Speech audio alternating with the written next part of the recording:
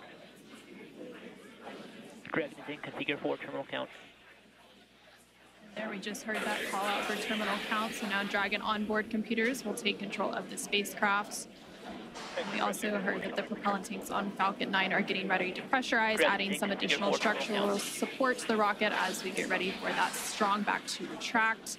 And that strong back provides access to Falcon's 9 fueling. So now Dragon onboard computers will take control of the spacecraft. Back lower has now started. We also heard that the propellant tanks on Falcon 9 are getting ready to pressurize, adding some additional structural support to the rocket as we get ready for that strong back to retract. And what you should strong see back provides on your screen access to is Falcon's 9 those fueling, clamp Falcon 9's arms fueling lines that are around the second stage, just below Dragon. That strong back They're lower going has to now started, and open again, up. that strong back provides access to that Falcon strong 9's back fueling with lines the and TE umbilicals can for begin both to propellant recline away load from the and vehicle. the different gases being loaded Now, on initially, board. we are going to recline that TE just about 2 degrees away from the on vehicle, your screen is and then there's we will those clamp fully arms move that are around the second TE about stage, just below 45 Dragon. degrees away. They're going to open T0. up, and once they're fully open, then that strong back or the TE can begin to recline away from the vehicle. On your screen, but the clamp Now, arms initially, we are going to recline that There's TE better just about view. 2 degrees away from the Looks like the vehicle, clamp arms and are then now we will fully open, fully so move that the will TE begin about to 45 move degrees away from the vehicle. up at T0. Very slow and slight, but just And they're enough. maybe a little hard to see on your screen, but the clamp arms are opening up there. There's a better view. And then coming up Looks in like less the than clamp 30 arms are now seconds at fully the T-3 minute so mark, that the TE first will stage begin liquid to oxygen move or away LOX from the load will vehicle. complete. And we'll continue to Very check slow through and a couple more slight, fueling milestones, just including one enough around the to get T-2 minute mark degrees before flight, away where we'll from the hear vehicle. liquid oxygen loading is complete on the second And then coming up stage. in less than 30 seconds at the T-3 minute mark, the those are first stage clouds of liquid vapor, oxygen or and they're LOX load completely will normal, complete. and we'll see them continue to build check up as we through get a couple closer more to fueling launch. milestones, including This one is because around the liquid oxygen is T-2 super minute mark chilled, before so a little flight, of it will boil here off in the liquid warmer oxygen Florida loading is air. complete on the second stage. And now you see all of those white clouds on your screen. Those are clouds of vapor, and they're completely normal, and we'll see them continue to build up as we get closer to launch. This is because liquid oxygen is super chilled, so a little of it will boil off in the warmer Florida air. Putting liquid oxygen onto stage 2, and that'll wrap up here at the T-2 minute mark, just about 20 seconds from now. Great call out there. Stage 1 liquid oxygen loading is now complete. And once we finish propellant loading, we're still loading liquid oxygen onto stage 2, and that'll wrap up here will be loaded at the T-2 minute mark, just about 20 seconds from now.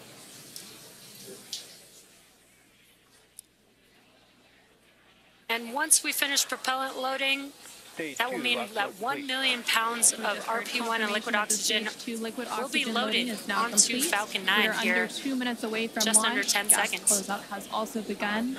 So we're now isolating all of the feed lines for the different gas systems from the Falcon 9 rocket. And those gases will then get vented overboard through umbilicals and the strong back. And you just heard that call out that Dragon is Under 2 minutes away from launch. Gas closeout has also begun. So we're now isolating all of the feed lines for the different gas systems from the Falcon 9 and the sound can impart pressure loads and those gases will then get vented overboard through umbilicals and the strong back. And you just heard that call out that Dragon is an auto idle. And that call out for auto idle puts the rocket in a state the flight computers understand before it takes over, making sure the transition to final countdown is smooth, and all the flight computers on board are in sync and the ton of configured water for absorbs launch. and prevents the sound from hitting the structure and reverberating back onto the rocket. And that call out for auto idle puts the rocket in a state the flight computers understand before it takes over, making sure the transition to final countdown is will be smooth, flying and all the flight 260 computers on statute board are miles in over sync the and west coast configured of about Australia. launch. Go for launch. Falcon 9 count startup. And now we just heard Falcon 9 is startup. Countdown. And in the final Great call countdown, out less that than a we're minute go to for go, launch, and and we at the do time have of a launch, the large space crowd station here will be flying in front of 460 Mission statute Control, miles over the west coast waiting of to watch Australia. Crew 10 take off today. Dragon Crew 10, copy, go for launch. And great call out. Dragon Crew 10, copy, go for launch. Great call out that we're go for launch, and we do have a large crowd here in front of Mission Control, 30 seconds. waiting to watch Crew 10 take off today. 6, 5, 4, 3, 2, 1. Ignition and liftoff. Go to SpaceX. NASA Crew 10.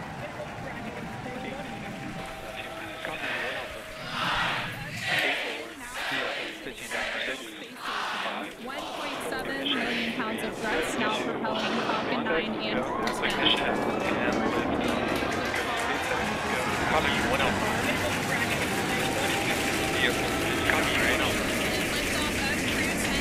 Vehicle, engine downrange. 1.7 million pounds of thrust now propelling Falcon 9 and Crew 10. And we're continuing to get good call-outs on the first stage performance so far. We're now 40 seconds into today's flight. Power and telemetry nominal. Continuing to get good performance call-outs. Yeah, we are throttling down the engines in preparation for Max Q.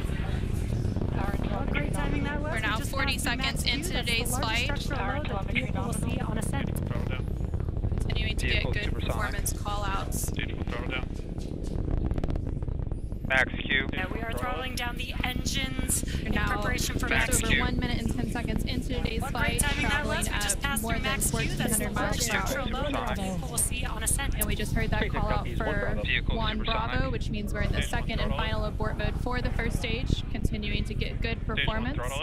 And the crew already pulling over 2 Gs. Just over 1 minute and 10 seconds into today's flight, traveling in at rapid more than succession. 1,400 miles per hour. First will be that engine chill on the And we just heard second that stage call out for 1 Bravo, which means we're in the second and final abort mode for the 9 engines on the first stage. Will cut off ahead of the first and second stages.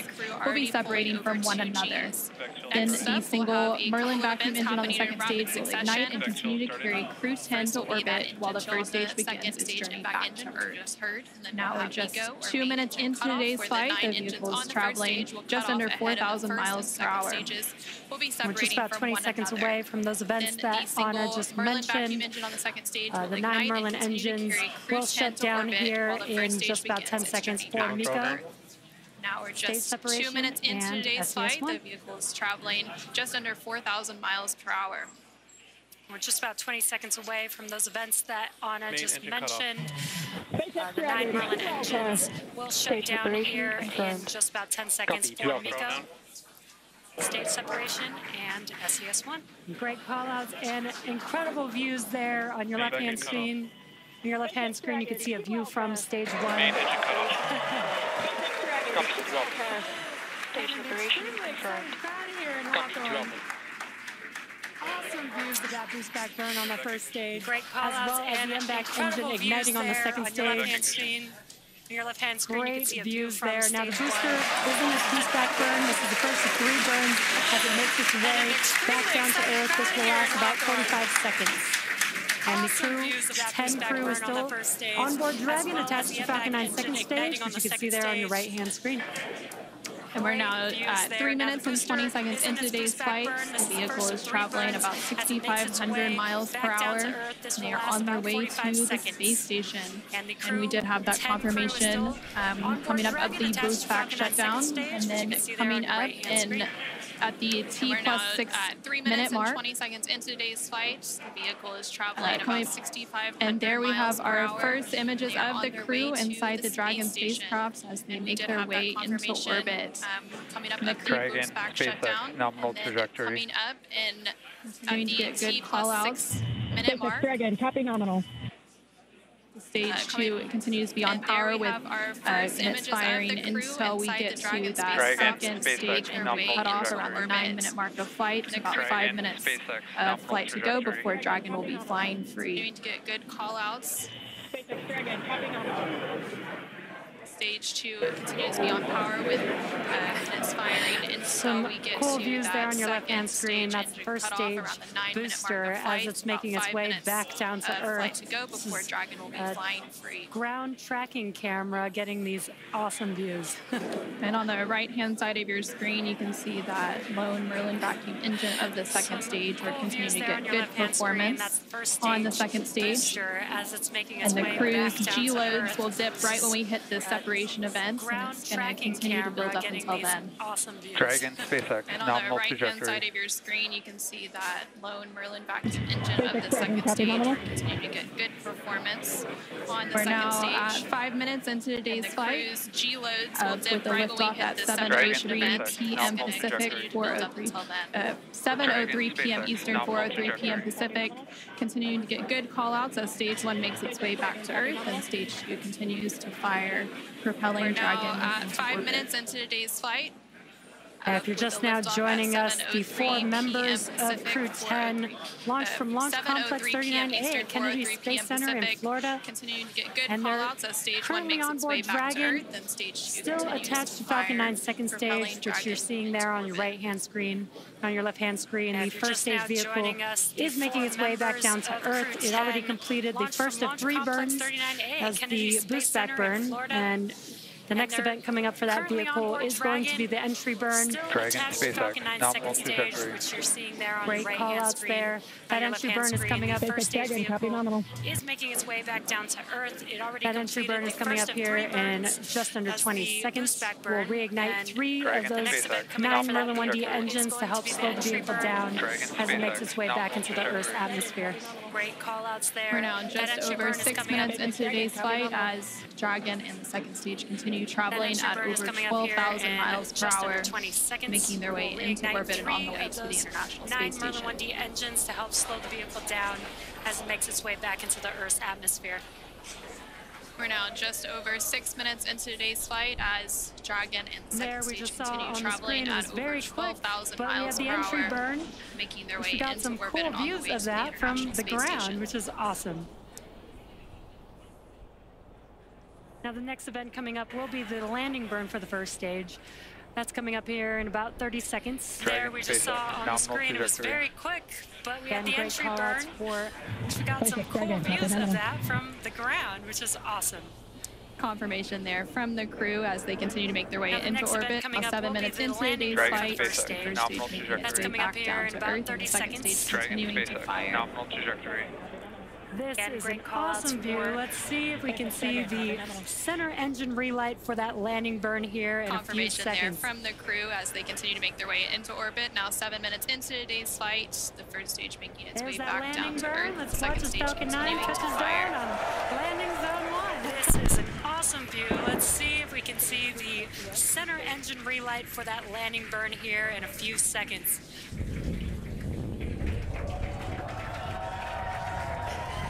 There's that landing burn. Let's watch as Falcon 9 touches down on landing zone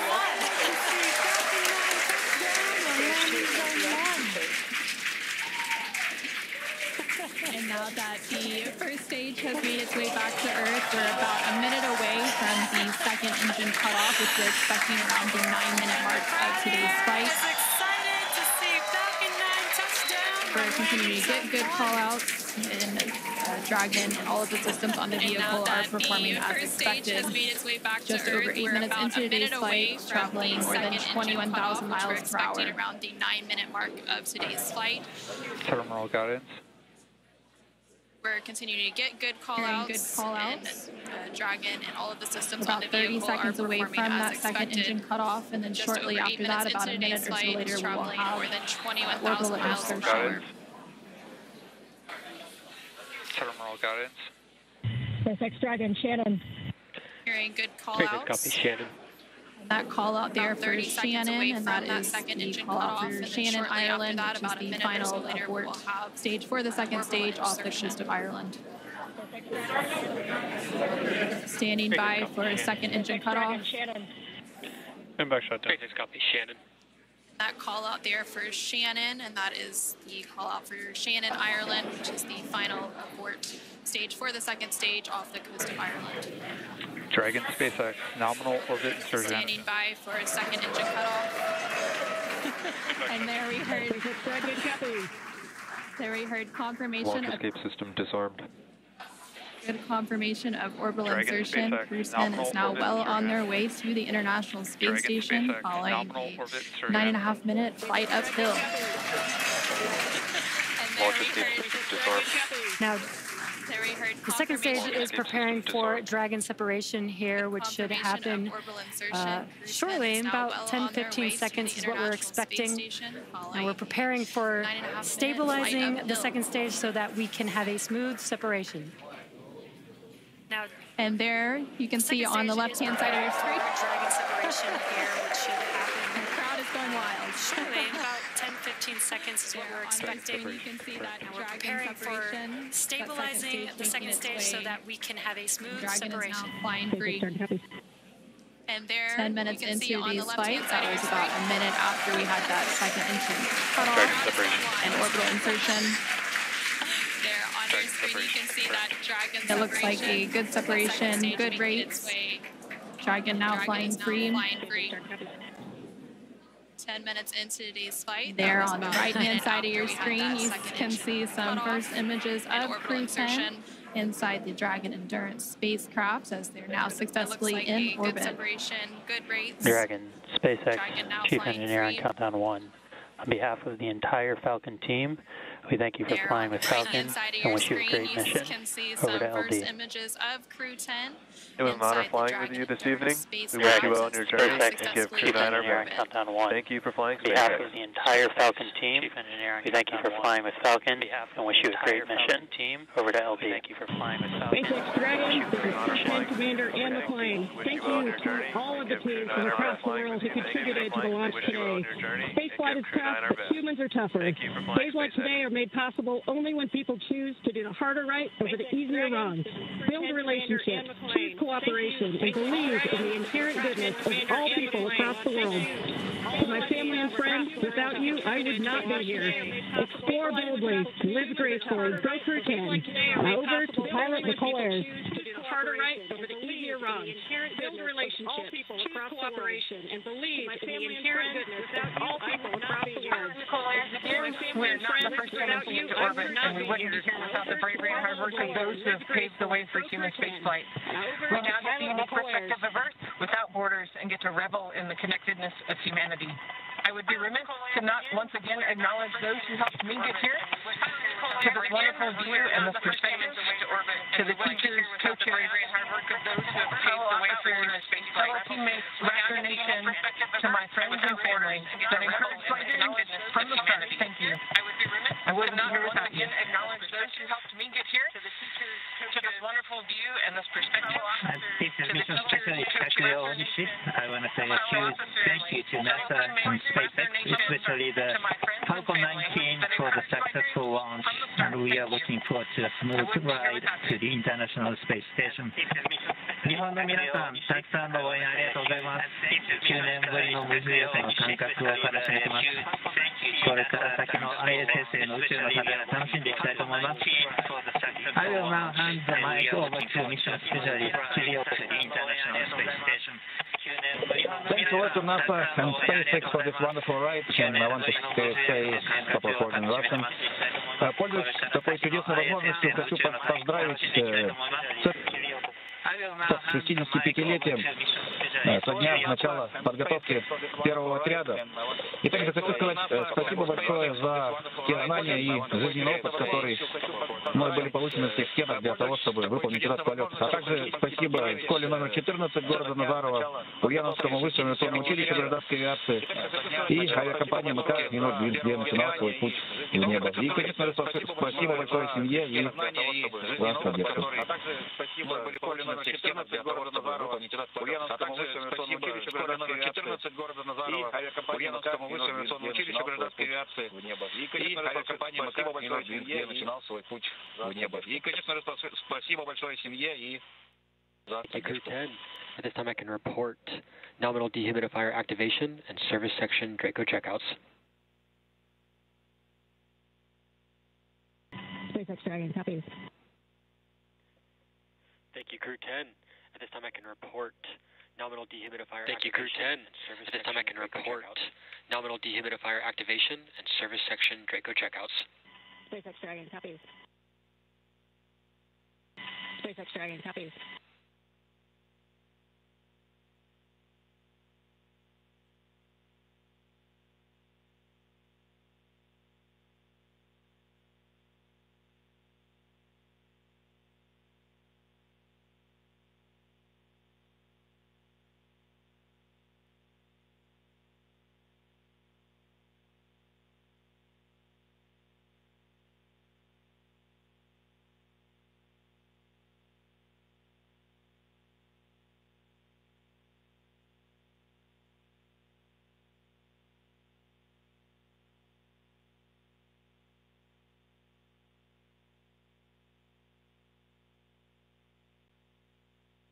And such great words from Crew 10, as well as the core here in Hawthorne and Mission Control. We also got confirmation that the nose cone deploy is underway. The 6 hooks that hold the nose cone in place during the launch and ascent portions have to retract, and then the nose cone will be able to start to swing open and deploy. Now, this uncovers a number of critical systems for the flight up to the space station, including the forward bulkhead thrusters and the docking hatch. 6 hooks that hold the nose cone in place during the launch and ascent portions have to retract, and then the nose cone will be able to start to swing open and just deploy. pausing in case there were going to be any comms. And we did have good confirmation, good checkouts of the 12 Draco thrusters around the service section. Now, 4 to go after we get the nose cone open, and then the ECLIS, the environmental control and life support system, activated inside of Dragon. Now, soon the crew will be able to get their visors open and get out of their suits and settle in for the ride to the space station. And now we're just waiting for confirmation that the nose cone has fully deployed with all of the hooks open. But just to recap a little bit, we did have a successful liftoff of Crew 10 about 18 minutes ago at 7:03 p.m. Eastern, 4:03 p.m. Pacific. And following an approximately 9-minute ride after liftoff, we had that orbital insertion, and Dragon and Crew 10 were flying free and well on their way to the International Space Station. They now have an approximately 28-hour journey before they do reach their destination of the space station, and that docking is targeted for tomorrow, March 15th at 8:30 p.m. Pacific, 11:30 p.m. Eastern, to the forward-facing port of the station's Harmony module. Between now and then, Dragon will perform a series of burns as it catches up to the space station, and that first burn will be a phase burn about 30 minutes from now at 4:52 p.m. Pacific, 7:52 p.m. Eastern, to the forward-facing port of the station. And the nose cone is about 75% open at this point. Human spaceflight has come so far in the last 5 years with Dragon. In addition to flying people, SpaceX's Dragon spacecraft also enables researchers the opportunity to fly critical science to orbit. And so far, SpaceX and Dragon have carried over 1,000 research experiments to and from low Earth orbit, both to the International Space Station and on our free flyer missions. From DNA sequencing to 3D printing studies enabled by Dragon and the space station test a variety of technology, systems, and materials that will be needed for future long-duration exploration missions. Now, every mission yields critical science and research and learnings that help make life both on Earth and in space better. And flights like today's help us continue to lay this foundation for our future among the stars and continue our mission to make life multiplanetary. Once Crew 10 does arrive to the International Space Station, they will, of course, partake in some additional science and research. They will have over 200 experiments that they will contribute to during their time aboard the International Space Station. Again, we're just standing by for confirmation that that nose cone has fully deployed. Crew 10 does arrive to the International Space Station. They will also get some additional look inside the cabin of the crew. They will have over 200 experiments that they will contribute to during their time. As we patiently wait for those views, we are trying to see if we can get some views. We were seeing some views from the second stage. This looks like it might be a view from the forward cabin of the crew. Dragon SpaceX nominal nose cone opening and forward bulkhead Draco checkouts. As we patiently wait for those views, we are trying to see if we can get some views. Dragon copy has confirmed nominal ECLIS activation and go for visors. This looks like it might be a view from... And we heard confirmation that the nose cone has fully deployed and that the crew is now able to lift their visors. And there, again, we're seeing some views inside the Dragon Endurance spacecraft with Crew 10 on their way to the International Space Station. Affirm, you are go to open visors. There we heard confirmation that the nose cone has fully deployed and that the crew is now able to lift their go to open visors, which means that shortly they'll also be able to get out of their suits and get comfortable for the entire ride on Dragon to the International Space Station. Affirm, you are go to open visors. And from left to right on your screen, there's Roscosmos cosmonaut Kirill Peskov, NASA astronaut Nichole Ayers, NASA astronaut Anne McClain, and then far on the right-hand side of your screen is JAXA astronaut Takuya Onishi. And from left to right on your And screen, there you can see that they are in microgravity as Kirill their Peskov, tablets are NASA floating astronaut, around there. They do have them attached to a little string far on the right-hand side of helps your allow screen them so is that, JAXA you know, astronaut as they're strapped into their seats, they don't lose their tablets. We're now just over 20 minutes into today's flight, following that successful liftoff at 7:03 p.m. Eastern, 4:03 p.m. Pacific. There you're getting an over-the-shoulder view between the commander and pilot, so Anne McClain and Nichole Ayers. We're now just over 20 minutes into today's flight, following that successful liftoff at 7:03 p.m. Eastern, 4:03 p.m. Pacific. There you're getting an over-the-shoulder view between the commander and pilot, so Anne McClain and Nichole Ayers. If you're just now joining us, you are watching live Crew 10 out in space in the Dragon vehicle. They lifted off from Space Launch Complex 39A at 7:03 p.m. Eastern Time. Dragon SpaceX, there are about 3 minutes remaining in the current ground station pass. At this time, you're welcome to introduce your zero-G indicator. We're using the full crew cam, so we can see all 4 crew members right now. Space Launch Complex 39A at 7:03 p.m. All right, Eastern copy. Time. Thank you, SpaceX. We'd like to introduce the Crew 10 G indicator. Takuya is holding him up. At this time, you're welcome to introduce your This is zero-G a indicator. We're using hand-crochet the full crew cam, so we can see all 4 crew origami members right now. It's Japanese origami, hand crocheted in the United States, and his name is Droog, which is the Russian name for friend. Origami is the Japanese art of folding paper. This is a nod to the unique and deep cultural traditions from which each of us come. While we're from different parts of the world, we are brought together in this bold endeavor, and we represent all of humanity. The folded paper design was also chosen to represent paper airplanes that we made when we were kids, before we were astronauts, when all we had was a dream. And we looked up at the sky and we wondered, what if? It's a symbol that every big accomplishment starts with a quiet dream, and that dreams do come true when you believe in yourself and you listen only to those who believe in you. Crew 10 believes in all of the dreamers. The flag and the number markings on the crane, there's a number 10 on each of its wings and a flag from each one of our countries on the tail. This is a nod to each of our shared experiences as professional pilots. These patches are arranged to look like an airplane. This is a source of deep pride for our crew. What pilot doesn't like to talk about the fact that they're pilots? There's a number 10 on each of its wings and a flag from each one of our countries on the tail. This also symbolizes our shared culture as astronauts. In the years of training together, we found we have far more in common than we do different. Our zero-G indicator was handmade by a small business owner in the United States. This represents all the hands which created our entire space program, and this rocket and this capsule that we're flying today. It also represents all of the artists and musicians who inspire people to imagine beyond what they can see. Spaceflight is perhaps the most complex endeavor of our time, but it was built one step at a time, by one person at a time. Finally, the origami crane is the international symbol for peace, hope, and healing. Crew 10 hopes to serve as a beacon of hope, a reminder of what humans can accomplish when we see the goodness in one another, and we choose to work together toward a common goal.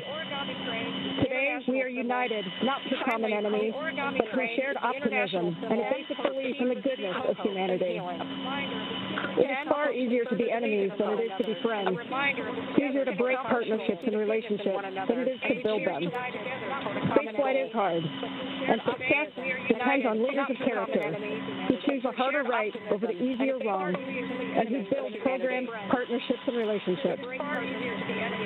We explore for the benefit of all. If you want to go fast, go alone. But if you want to go far, then go together. Crew 10 chooses to go together in peace, because you cannot be great without the greatness of others. Go NASA, go Roscosmos, go JAXA, and go Crew 10. But if you want to go far, then go together. If you want to go fast, go alone. But if you want to go far, then go together. You cannot be great. Crew 10 chooses to go together in peace, because you cannot be great without the greatness of others. And go Crew 10. Go NASA, go Roscosmos, go JAXA, and go Crew 10. Dragon SpaceX, we really appreciate those words, Anne. Thanks for introducing.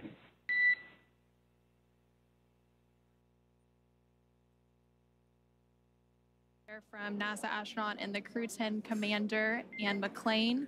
And again, Crew 10 comprised of McClain along with NASA astronaut Nichole Ayers and JAXA astronaut Takuya Onishi along with Roscosmos cosmonaut Kirill Peskov are now safely in orbit following an approximately 9-minute ride after a liftoff at 4:03 p.m. Pacific, 7:03 p.m. Eastern from NASA's Kennedy Space Center in Florida.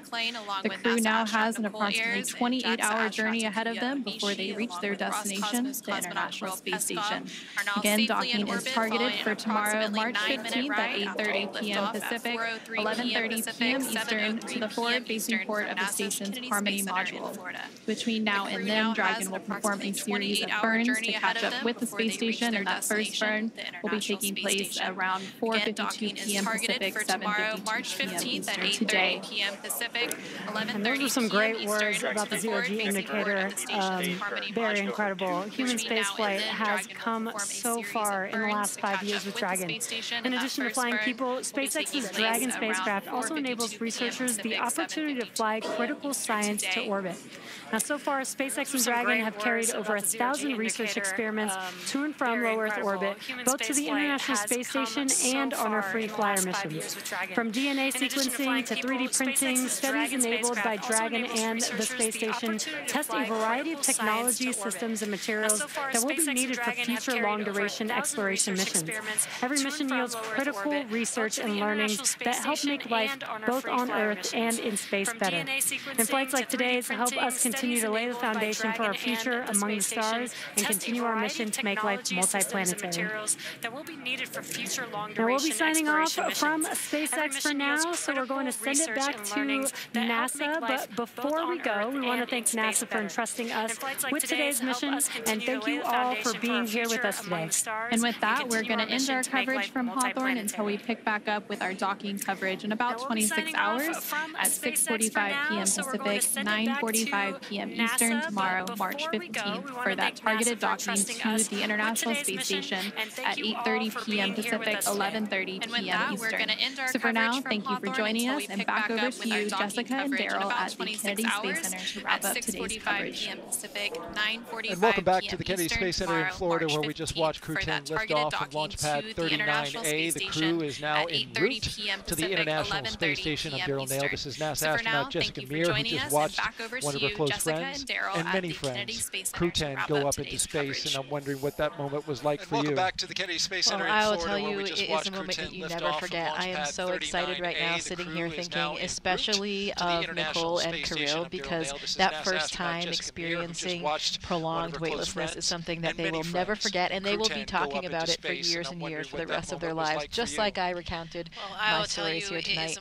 Those words were all so inspirational as well. I love how they unveiled their droog, their origami crane. It really hit on so many important themes tonight, and talking about this Japanese art of folding paper, really combining all of the cultures of their crew, the name being a Russian name meaning friends, the origami crane for Japanese culture, all of the flags on the crane handmade by a small business in the U.S. It really highlights so many important elements that I know are so important to the crew and to all of us at NASA and all of the space agencies.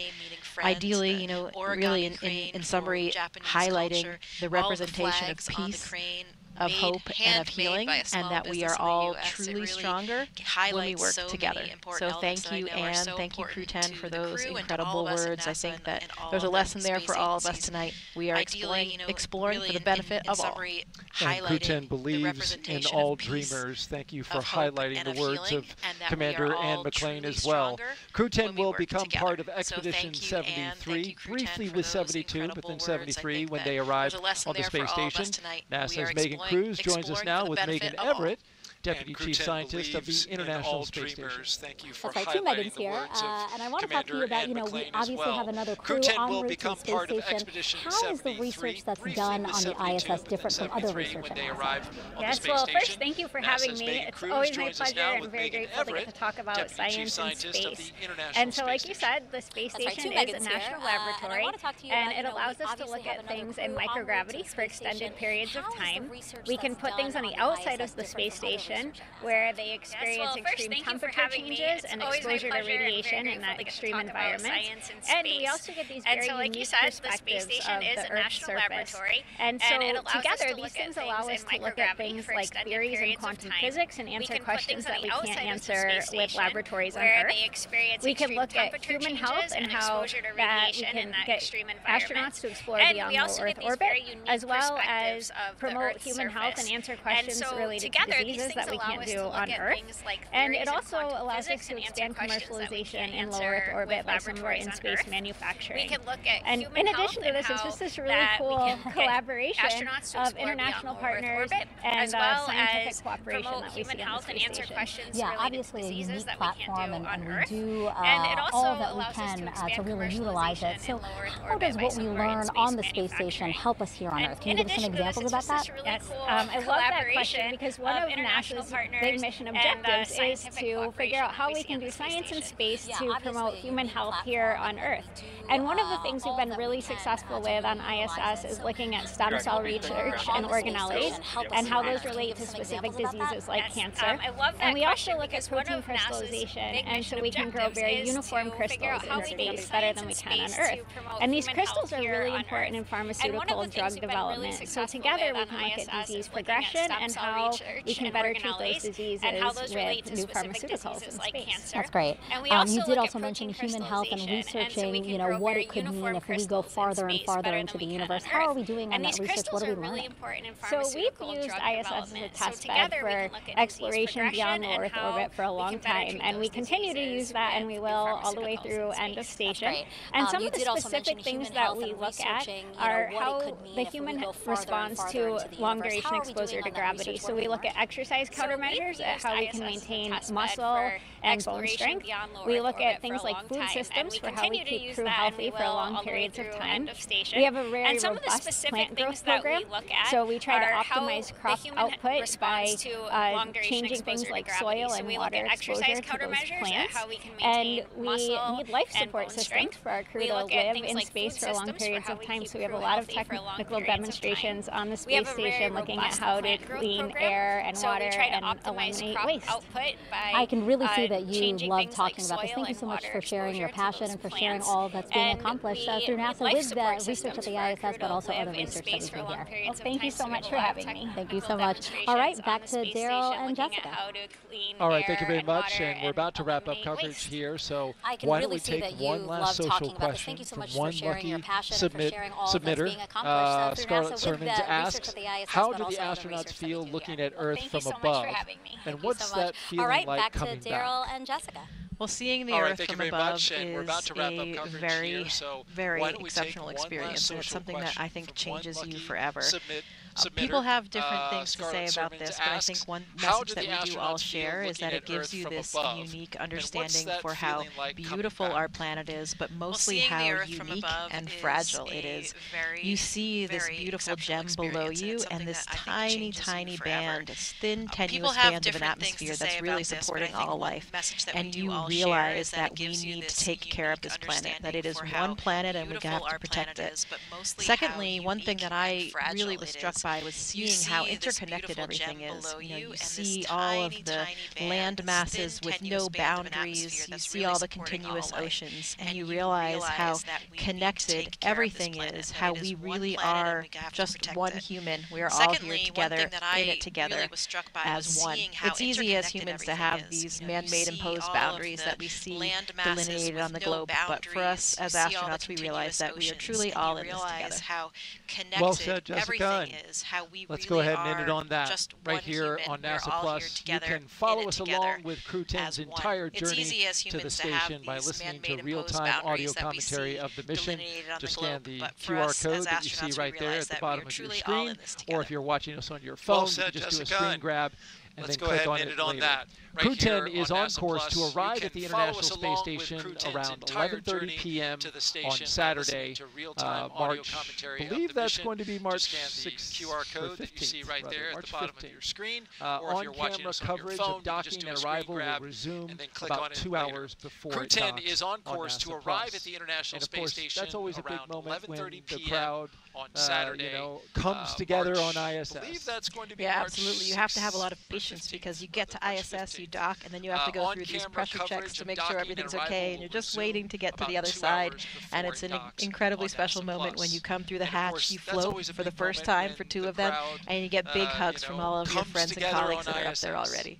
Yeah, absolutely. You have to have a lot of patience, because you get to ISS, you dock, and then you have to go through these pressure checks to make sure everything's okay, and you're just waiting to get to the other side. When she and sees it's those an fellow incredibly astronauts special in the moment hallway when you come back through the in hatch, Houston, you float for you the know, there's first always time a big for 2 smile of them, that comes across and you her get big face. hugs from all Yeah, of it's your a friends bond and that colleagues you that are have up there forever, already. spending that time in space together, having that shared experience. You know, it's something as astronauts we want to share with our friends and family, how it feels, what it's like, and it's hard when they haven't experienced it. But with other astronauts and other cosmonauts, you have this instant special bond because you all have that shared experience together. In space and when together, they return, they having will that come shared experience, full circle with the something rest as of the astronauts we astronauts. want to share with our Appropriately friends so and on Pi family, Day. how it feels, what it's like, and it's hard when they more haven't teams. experienced it. But with Well, I other want to thank you, astronauts and other Jessica, cosmonauts, for you have joining this us. You were here instant for Crew special 7. bond You because did you Crew all 10, have 2 that launch shared experience attempts. together. It's a lot of work. When they We return, thank you they for will it. come It's been full very circle special. with the rest of We the hope that astronauts. when you go on your mission, and we are watching you and documenting your trip, One more that time, you'll throw us a little 314. love somehow towards the camera, Well, I want give to us a thank you, wave, Jessica, something. for We will be joining us. rooting You you were here on. for Crew Absolutely, 7. You Daryl. did It's been Crew such a 10, pleasure 2 to be launch here attempts. sharing in the It's a lot excitement of for Crew work. 10 We today. thank you for Go it. Crew It's been 10. very Go Crew special. 10, go We NASA, hope go that when SpaceX. you And go an on your important mission, reminder and we are about watching upcoming you and launches. documenting NASA and your trip, SpaceX will return to to throw the us a ISS little in love late somehow April towards the with camera. Give us a wave, CRS-32, a something. resupply We will mission be launching rooting you from on. Kennedy, Absolutely, and then Daryl. It's Crew been such a 11 pleasure to several be here months sharing in the from now. excitement for Crew 10 Again, today. a huge Go thanks Crew to 10. all of us, Go Crew 10, for go all NASA, of go us, from all of SpaceX, us, and an to you, important and to our reminder guests about for joining upcoming us today. launches. But NASA most and SpaceX importantly, will return thank to the you for ISS watching. in late You April can keep up with with any Crew 10 CRS-32, a updates to this resupply mission mission using launching the from online Kennedy, resources you see and on then your Crew screen, 11 several just there months below. from now. For everyone here Again, at NASA a huge and thanks SpaceX, to all of and us, for Jessica for Meir, all of us, I'm from Daryl all of Nail. us, Have to a you, great rest and of to the our day. guests for We joining us leave you today. now But most with a look importantly, back thank at you for highlights watching. from You suit can up keep to up with any liftoff. Crew 10 updates to this mission using the online resources you see on your screen. Crew 10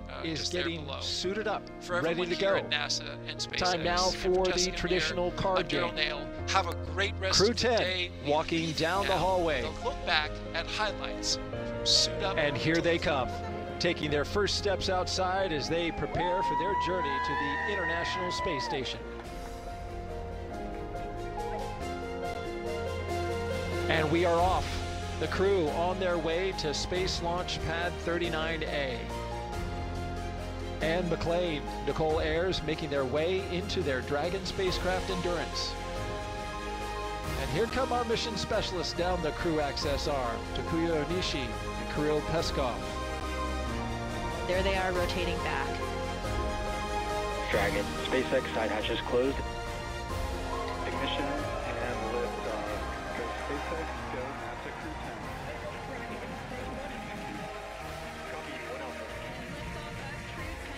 Vehicles pitching downrange. 1.7 million pounds of thrust now propelling Falcon 9 and Crew 10. We're continuing to get good call-outs on the first stage performance so far.